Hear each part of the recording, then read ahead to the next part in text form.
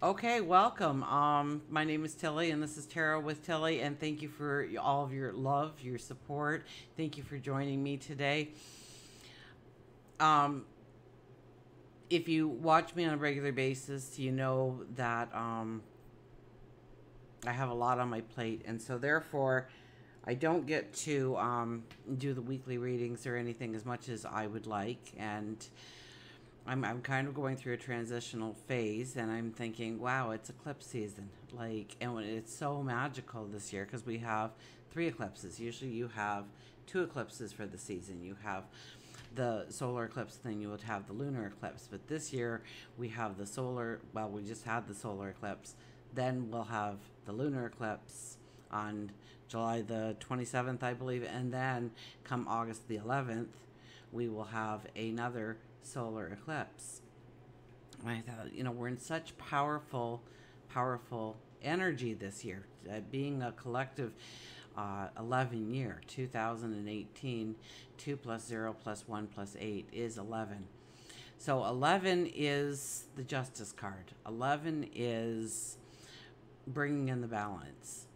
The 11 is making the hard decisions, making the hard commitments, making the hard choices, giving 110%, walking and talking with integrity, acting with integrity, being committed to yourself, your dreams, your goals, and your desires. And when we can do these things, when we can focus on that energy and move ourselves in that direction, magical, beautiful successes that you can't even imagine can come out of this kind of energy. So this year has been a very magical year. We have other transits still coming in the mix for the year of magic entering our lives, these moments of magic. So, and a couple of things I've noticed about the energy. One is that the numerology for the day for July the 12th was a 3. And then I think for the lunar eclipse, it's a 9. So that, and nines are all about endings and completions. And then the new solar eclipse in August, forget the fact that it's on the 11th and we're in the 11 years, so it's a double 11 energy for us. But it also boils down to a 3 again. And the 3 is the Empress. So it is all about our new beginnings, our new starts, the birthing of an idea, a plan, a goal, a dream, a desire.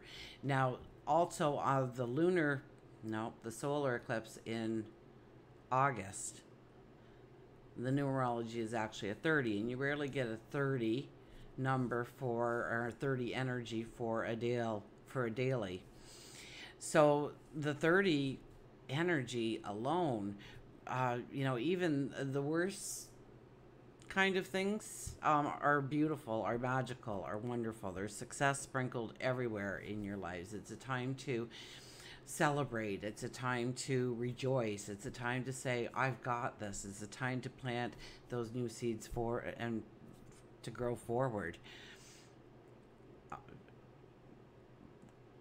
Tapping yourself into your creativity with the 30 energy, tapping yourself into the creativity, your self-expression will just take you to the next level. So it's really about being true with yourself, to yourself. So I thought I would do each of the signs, and I just kind of wanted to kind of give that front for everybody, so that when I do the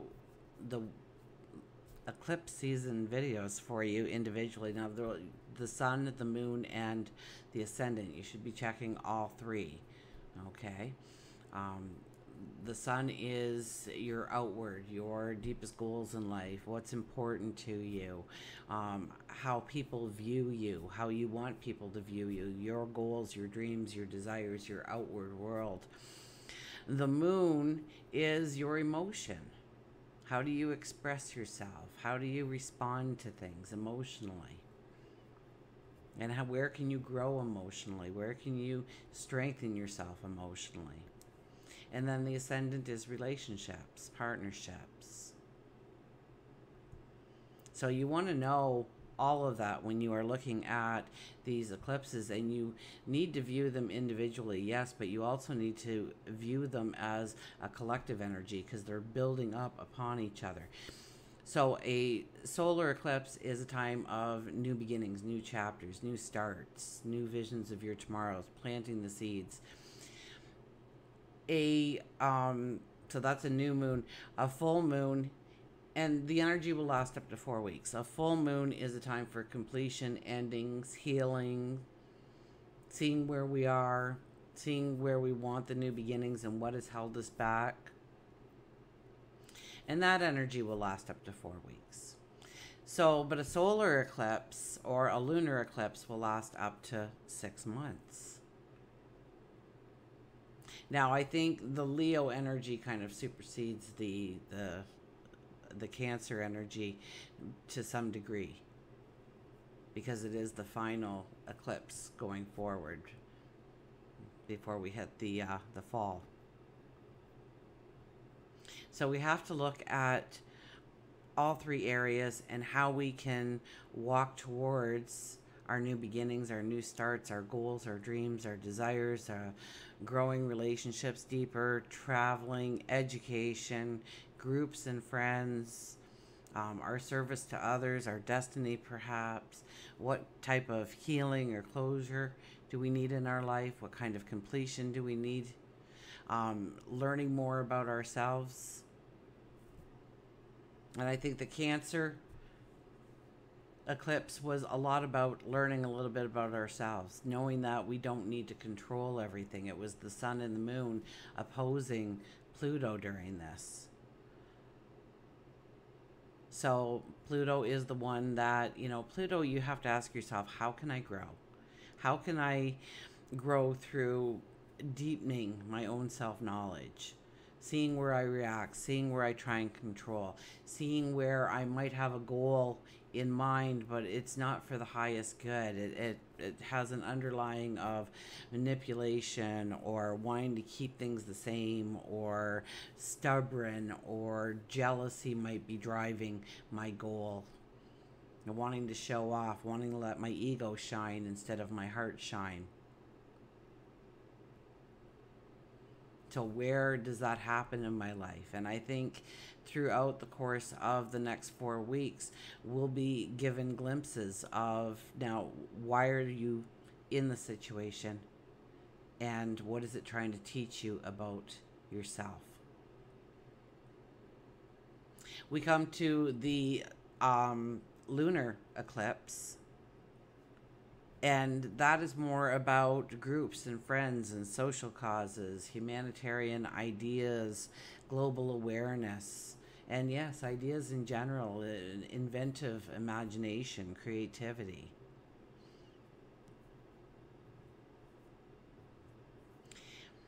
I think Mars is very close, if not exact, with this full moon. And so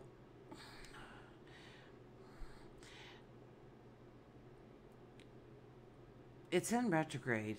I would have to think that we are looking at how to go forward, of breaking through the wall, of knocking the wall down, so kind of watch your anger, back it up, think it out, whatever you want to say, whatever you want to do.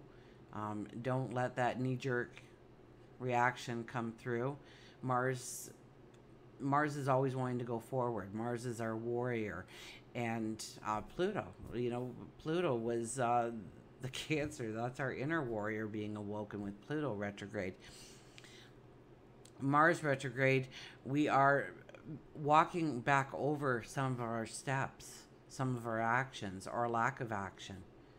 And so we need to analyze what didn't allow a closure in my life, what didn't allow an ending in my life. Where am I fighting that healing that could come into my life and open up new doors and new ways of looking at things, new perceptions. And then we have the Leo. solar eclipse. And we have that 11-11 energy. We've got that 30 energy. We've got the 3 energy of the Empress. Leo is our play. Leo is our romance. Leo is, getting up on that soapbox and saying, this is who I am and I love me for it. This is tapping into your creativity, sharing yourself through self-expression, creativity, recreation. But it's very much a me kind of energy. So throughout this solar eclipse to lunar eclipse and then back to the solar eclipse, and I failed to mention that Cancer, it was in our 4th house, right? That's family and home and heritage and foundations. So we'll probably be looking over the next couple of weeks, especially a little bit more towards our immediate home life, our family, our close friends, our allies, our close allies that we trust, that we lean on for support, that give us support, that give us encouragement. Our tribes, our clans, our foundations. And then it moves into more of a collective energy of groups of people, our humanitarianism, our social causes, our global awareness, and yes, our creativity and how we can use our creativity, our inventiveness in order to not only touch our life, our close family lives, but the collective. And then we move into Leo, which is that me center, that I am. That's the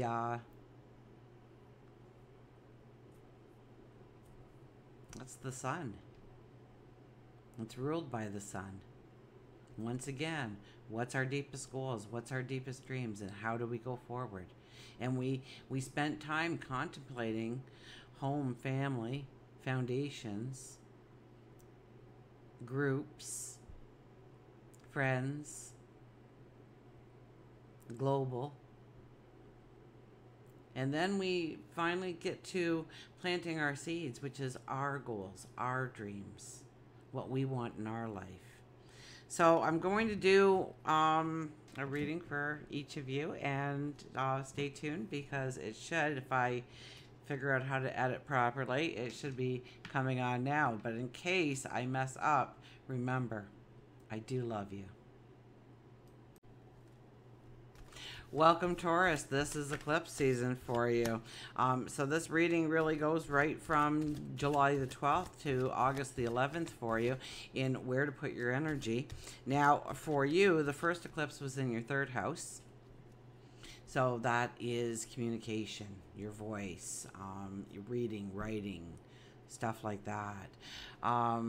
Community, your mindset. And then the full moon will be in your work, your 10th house, right? Work, career, what defines you as a person. And then the new solar eclipse that we end with in August, on August the 11th, will be the 4th house, which is home and family, your heritage, your foundations, routines. So let's take a look at the cards and see what they reveal about the energy for you during this eclipse season, how to use it in a positive way in order to go forward. Now, our first card, oh, look at this, the Hangman comes out. Well, the Hangman could be saying that you've been looking at some things upside down. It's about reversals. It's about understanding new perceptions. It's about understanding where you want the balance to be in your life. So between the I would have to say between the lunar eclipse and then the solar eclipse that follows it, there's going to be a lot of energy, a lot of pull and push coming from work, career, and home and family. So that could be a lot of what you are looking at. To find that balance. And one of the hidden symbols in this is the 4. So a lot about the balance that needs to be in your home life, in your surroundings, in your routines. Where is the balance? Where are you out of balance? Where do you need to step into more balance? Where do you need to create balance in your life? What things need to go in your life in order to have that true balance? What things need to have healing or some kind of ending or some kind of closure? And where do the new beginnings have to start in order to create that balance in your life? Now, you're not struggling through these contemplations, these reflections. In fact, if you pay attention to your environment, you will get a lot of clues, a lot of signals from God, your angels, your spirit guides, source, the universe, whatever you give name to that divine energy that surrounds you and guides you. If you use all your senses. So yes, your sight, your hearing, the smells, the aromas. You ever walk into a room and go, wow, where's that coming from? That's beautiful, or that's, ugh, what is that smell? Maybe that smell is there just for you. I remember when my dad passed, and this is going back, like 15 years now, but, and my kids were little, and I had to go to the funeral home to make the preparation, so I had to drop my kids off. So I was driving down the road, and I can tell you just about what road I was on and whereabouts I was. And my dad worked at this factory, this plant, and he would always have this unique smell, and everybody in the neighborhood would say, oh yeah, that's the smell of the factory. There's no smell like it in all this world. You won't find it anywhere else but right here. And I was driving, and of course my, the tears are running down. I'm trying to be strong for the kids, and I said, oh, Daddy, please, just let me know that you are happy and content, and everything's going to be just fine. And all of a sudden, this smell came into the car, and even the kids said, what is that smell? And I got this big smile through my tears, and I said, that's Grandpa saying that he's okay, that he's fine. Grandpa used to smell like that when I was your age. That's the smell I know that hugged me, that kissed my boo-boos, that made me feel like I was the best thing since sliced bread in the world. So pay attention to those little smells. What do they connect you to? What is spirit? What is that divine energy trying to get you to tap into?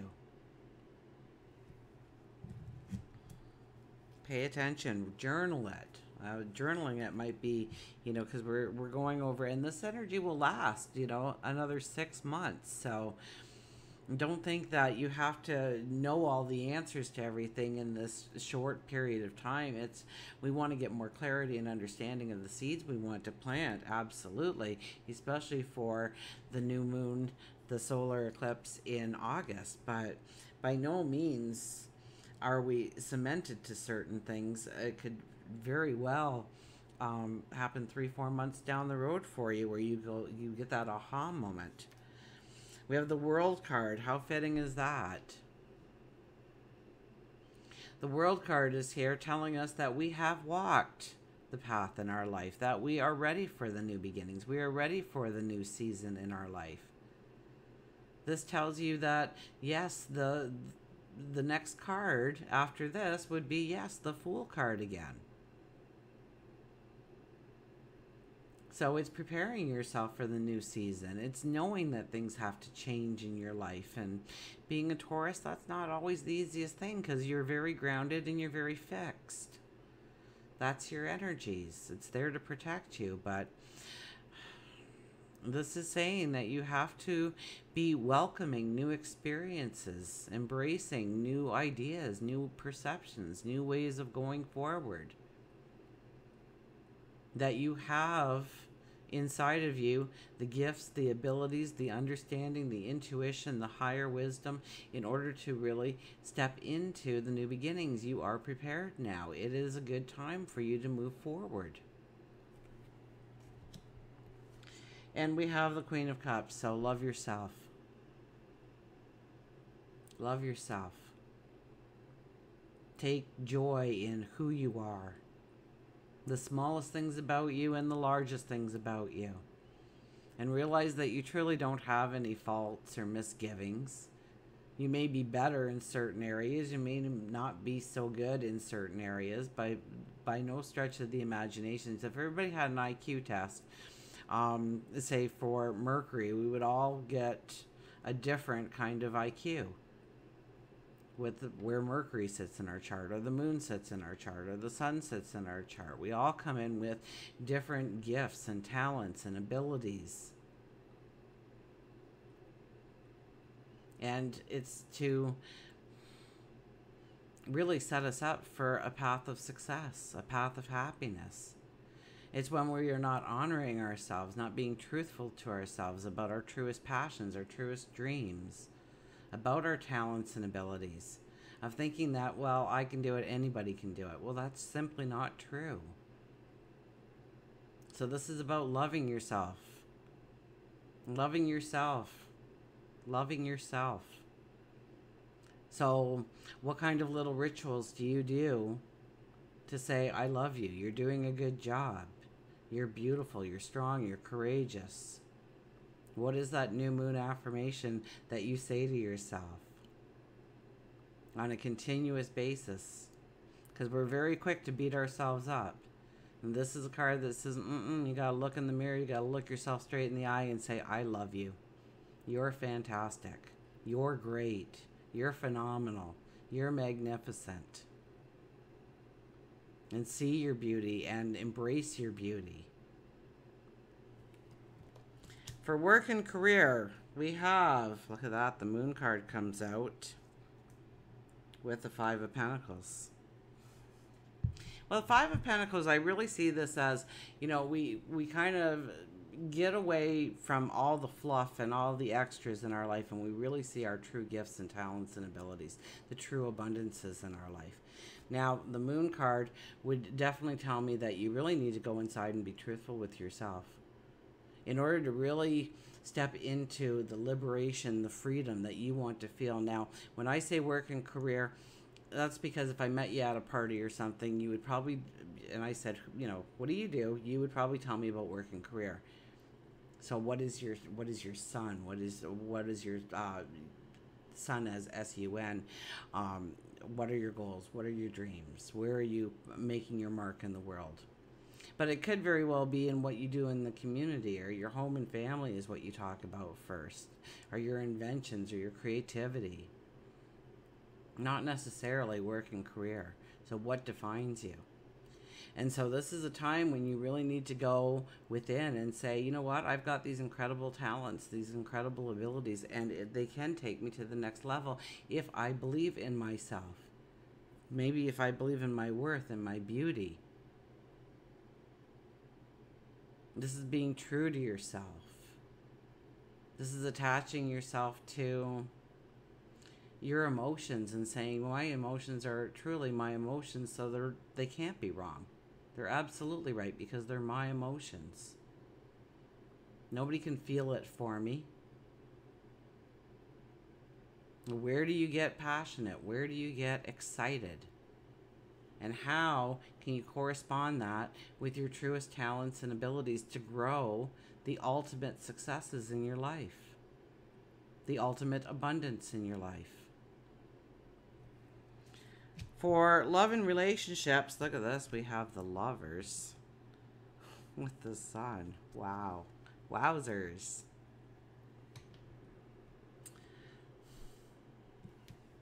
Growing relationships deeper. It's really warm. It's really humid where I am right now. I'm just melting here.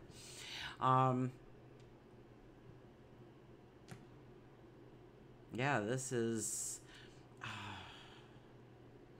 I don't want to, I keep hearing like responsible love, and that doesn't, it's deepened, it's not superficial, and so if you're not in a relationship, you're not just going to be whimsical about relationships right now. It has to bring in something. It has to mean something. and the relationships that you're in. Now, when I say love and relationships, once again, it's your love, it's your relationship. So yes, it could be a soulmate, it could be a lover, but it could very well be a child or a parent or a best friend or somebody in the community that's close to you, a sibling perhaps.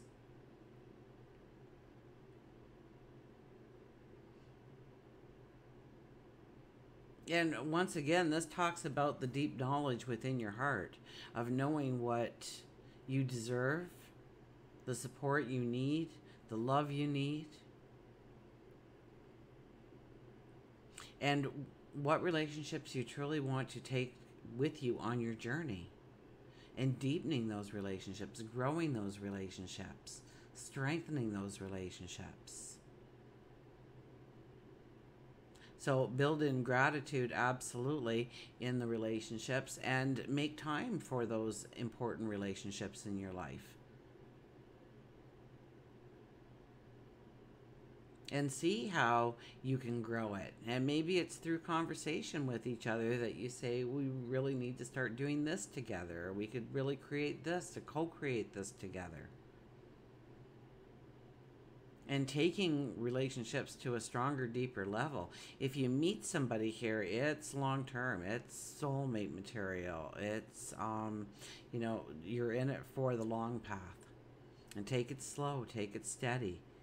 Grow it. Nurture it.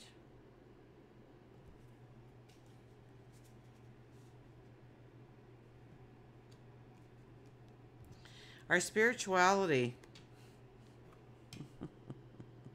Well, he's saying have some fun. Everything doesn't have to be, all your ducks don't have to be in a row in order for you to really embrace life and really step forward. Stop trying to control everything. It'll all get done in its own divine time. You can't control that. So go with the flow. Experience the now. I mean, I love him. And, you know, this is about educating yourself as well.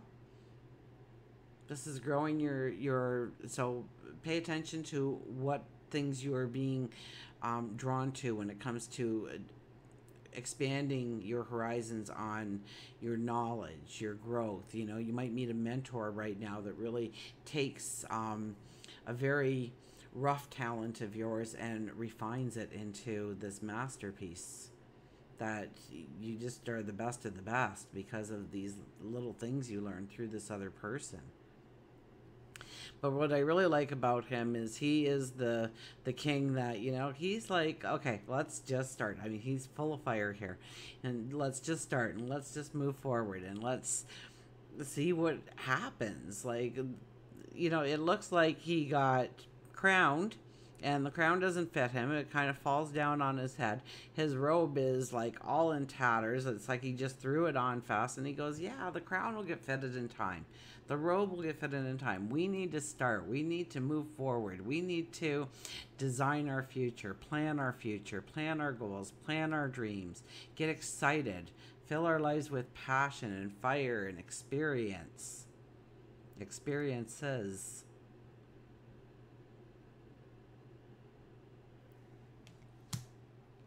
And then we have health and well-being, which is the Queen of Swords. The Queen of Swords is, you know, tapping into your heart center and going within and saying, this is good for me and this is bad for me and this is what I need to cut out of my life and this is what I need to invite into my life in order to really feel that vibration, that light shining out of me, that fire within me, that passion. And jumping out of bed every day and feeling that passion and that wanting to go forward. Feeling healthy, wealthy, and alive. So we are summoning in the good in our life, absolutely. And we have that sword prepared for what does not bring us in that energy. So what depletes our energy or dissipates our energy or our time or our resources? I mean, stress is such a big thing. So when we're looking at our health and well-being, we have to look at the stresses in our life. And what stresses can we heal from or put an ending to or some kind of closure? Where can we allow an ending or a closure of something that happened perhaps a long time ago that we carry with us still? To release it, to let it go. To feel the strength of our tomorrow. Until we meet again, remember, I do love you.